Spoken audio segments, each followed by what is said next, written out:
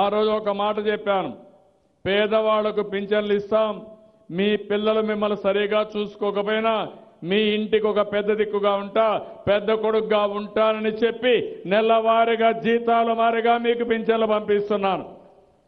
అవునా కాదా అని మిమ్మల్ని అడుగుతున్నా. ఒకప్పుడు దెయ్యాలు కూడా పింఛన్లు తీసుకున్నటివి, ఇప్పుడు దెయ్యాలు శ్మశానంలో ఉన్నాయి, మనుషులకు మాత్రమే పింఛన్లు ఇస్తున్నాం. ఎక్కడా బోగస్ లేదు. నేను కంప్యూటర్ని చూసుకోవచ్చు, ఏ గంటలో ఏ స్థలంలో ఎక్కడ పింఛన్ ఇచ్చారో నేను మానిటర్ చేసుకునే పరిస్థితి వస్తుంది.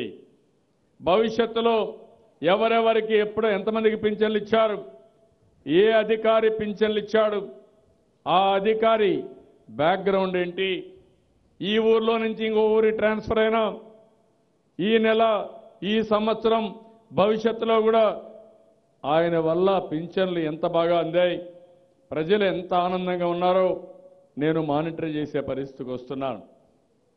ఈరోజు బియ్యం